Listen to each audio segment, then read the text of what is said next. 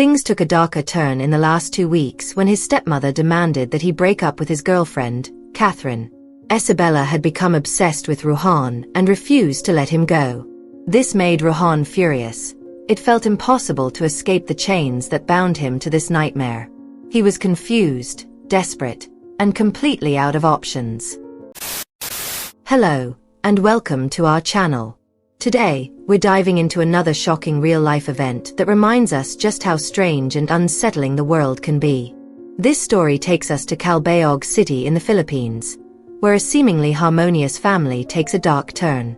The husband is a dedicated employee in the Department of Defense and Security, while his wife, despite being caught cheating multiple times, has always been forgiven. It's a dynamic that seems fragile but manageable, until something truly horrifying happens involving her and their adopted son. What really went down in this chilling case? Stick around as we unravel the full story and take a closer look at the events that shattered this family. Let's dive in.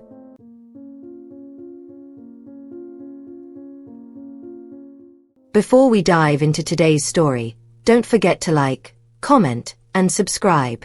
And don't keep this story to yourself. Share it with your friends. It's one you won't want to miss. Alright, let's get started. Meet Alfredo, born in 1977 in Ormoc City, Philippines. He was raised with strong values by his parents, which shaped him into a proud and accomplished man. Early in his career, Alfredo served in the defense sector in Mason City. In 2002, he made a big move to Calbayog City, where he joined the Department of Defense and Security. It was here that a co-worker introduced Alfredo to Isabella, a young woman who would change his life forever. Their chemistry was instant, and after dating for just 3 months, they tied the knot in 2004. Alfredo was 27, Isabella was 25, and they seemed ready to build a beautiful life together. Not long after the wedding, Alfredo learned something surprising. Isabella had been married before. Her previous marriage lasted just 8 months before it ended, supposedly because the relationship wasn't working out. But Alfredo didn't care. He was head over heels, and to him, the past didn't matter. All that mattered was their future together. For a while, things seemed fine, except for one big challenge. They couldn't conceive a child. Alfredo deeply wanted to become a father, but he accepted that it was out of his hands.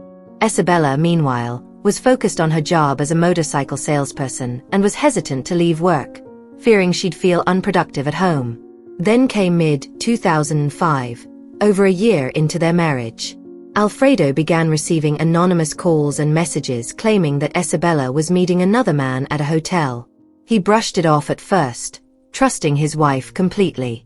But one day in September, a particularly detailed message caught his attention. It included the hotel's name, a date, and even a room number. Curious and uneasy, Alfredo decided to check it out, and what he found shattered his trust. He caught Isabella with another man, confirming his worst fears. It was a dramatic confrontation, and Isabella was sent back to her parents' house. But Isabella wasn't ready to give up on her marriage. She apologized over and over, promising it would never happen again. After mediation and family meetings, Alfredo decided to give her another chance.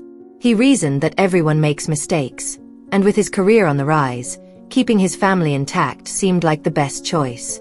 By 2006, still without children of their own, Alfredo and Isabella decided to adopt. They took in a 13-year-old boy named Ruhan. Ruhan's father had once worked with Alfredo but had left in 2005, leaving the boy in the care of his aunt. Life hadn't been easy for Ruhan, so Alfredo and Isabella offered him a fresh start. Some friends suggested that adopting a child might even help Isabella conceive, a common belief in their culture, though others thought they should have adopted a baby instead. Regardless, Ruhan brought new energy to their home, and for the first time, the house didn't feel so empty.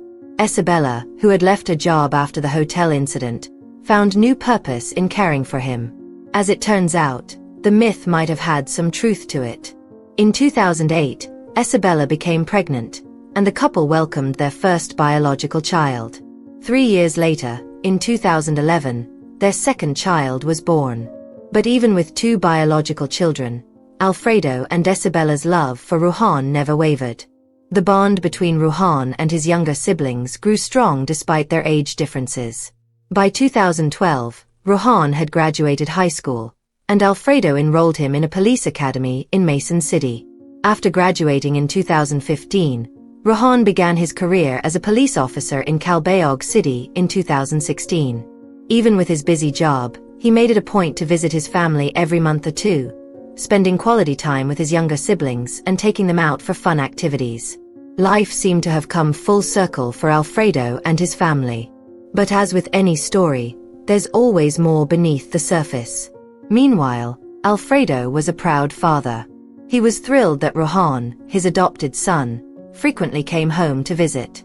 To him, it showed that Ruhan hadn't forgotten where he came from. After all, Ruhan was now an officer with his own income and could have easily distanced himself. Instead, he stayed grounded, which made Alfredo proud. Ruhan had never been a troublemaker, at least, not until early 2018. While celebrating New Year's together, Alfredo noticed something odd. He caught Ruhan and Isabella, his wife, arguing in the backyard. When he asked what was going on, they brushed it off, claiming they were just discussing Ruhan's rental house in Calbayog City. Still, Alfredo couldn't shake the feeling that something was off. Their flushed faces and tense expressions didn't quite match the story. But he let it go, chalking it up to a misunderstanding. A few weeks later, with Ruhan out of town for work, Alfredo began noticing Isabella's frequent absences from home. Their two young sons were left in the care of their assistants. When Alfredo asked where she'd been, she casually explained that she'd been attending social gatherings or checking on their empty house in Tarangnan. That house, which Alfredo's sister had once lived in, was mostly unused now. The plan was to rent it out, but its location in a narrow alley made finding tenants difficult. Then, in February 2018, one of Alfredo's sons, just 10 years old at the time, nervously told him something unsettling. "Every time Abang Ruhan comes home," the boy said, "he fights with Mama." He described heated arguments that happened in the kitchen, on the terrace, and even in their father's room. Once, he even saw Isabella slap Ruhan on the cheek. Alarmed, Alfredo confronted his wife. Isabella brushed it off, saying, "He's just stubborn. I try to give him advice, but he pushes back, and it gets frustrating." Alfredo wasn't entirely convinced. What kind of advice could lead to such intense arguments, even physical fights? He called Ruhan to ask what was going on, but Ruhan gave a vague response. "It's nothing, Papa. We just don't agree about my new girlfriend." Alfredo didn't press further, but something didn't sit right. Things took a darker turn on June 30, 2018, when Alfredo received a call from an unknown number. On the other end was a young woman who introduced herself as Catherine, a 23-year-old from Calbayog City. She claimed to be Ruhan's girlfriend, and she had some shocking accusations. Catherine said she suspected that Ruhan and Isabella were in a secret relationship. According to her, she had been following Ruhan for the past 3 months, checking his WhatsApp messages and eavesdropping on his calls. She even claimed to have followed Isabella to a house twice and sent Alfredo photos of the place. Alfredo's heart sank when he recognized the house in the photos. It was their empty property in Tarangnan. Catherine said she'd knocked on the door both times but got no answer. Alfredo was furious. He couldn't believe the allegations and lashed out at Catherine for making such outrageous claims. But the thought lingered in Alfredo's mind. A few days later, on July 13, 2018, Ruhan came home for a visit. He told Alfredo he planned to spend the day exercising with friends from the office. By afternoon, Alfredo noticed that only his 2 sons and their assistant were home. When he asked, they said Isabella had gone to Tarangnan to meet potential tenants, and Ruhan had left to visit a school friend. Suspicious, Alfredo decided to drive to the Tarangnan house, hoping to catch his wife and adopted son red-handed. When he arrived, however, he found Isabella showing the house to an elderly couple who were genuinely interested in renting it. There was no sign of Ruhan. Later that evening, Ruhan called, saying he was heading straight back to Calbayog City to share a ride with a friend. Alfredo wanted to believe everything was fine. But deep down, he couldn't shake the feeling that something wasn't adding up. 2 days later, on June 15, 2018, around 3 p.m., Alfredo's world was turned upside down. He received a call from the police, asking him to come to the public hospital's emergency room immediately. His wife, Isabella, had been injured. Without wasting a second, Alfredo rushed to the hospital, where he found Isabella unconscious. The authorities informed him that Isabella had been shot, and the shooter was none other than their adopted son, Ruhan. The incident had taken place at their empty house in Tarangnan. Ruhan was already in custody when Alfredo visited him. The young man sat there, mostly silent, except to whisper, "I'm sorry." Alfredo was desperate for answers, but Ruhan refused to explain, his tears doing all the talking. Isabella's condition was critical. After undergoing surgery and spending 13 days in intensive care, she succumbed to her injuries. She passed away at the age of 39, leaving behind a devastated family and putting Ruhan in an even more difficult position. Facing the possibility of a harsh sentence, his situation grew dire. For Alfredo, nothing about this made sense.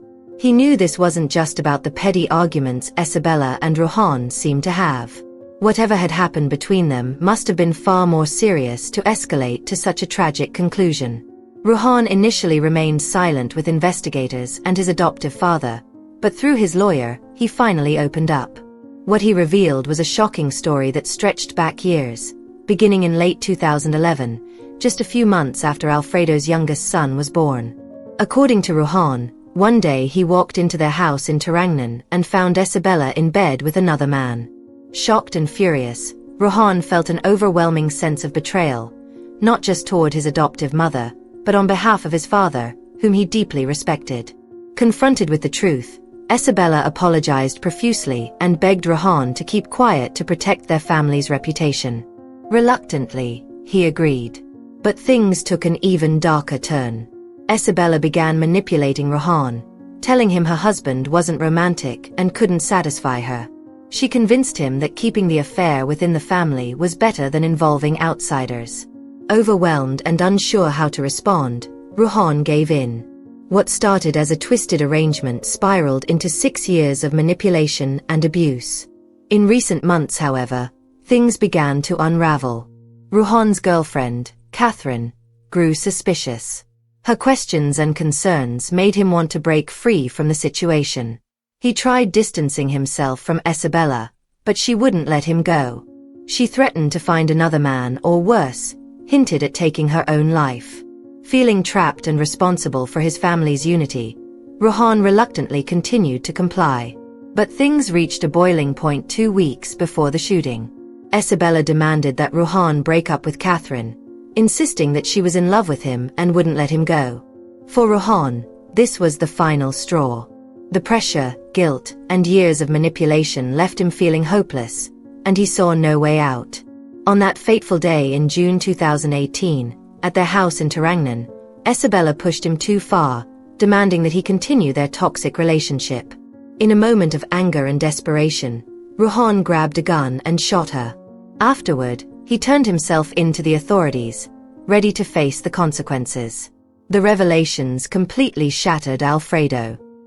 He never expected his wife to betray him again, let alone in such an unimaginable way. It was one thing to be unfaithful with a stranger, but with their own son? That was too much to bear. As the truth came out, Alfredo shared what he knew with Isabella's family. Over their 14 years of marriage, Alfredo had caught her in bed with other men 7 times. And each time, he forgave her. There were even more rumors and reports he chose to ignore because they only added to his heartache.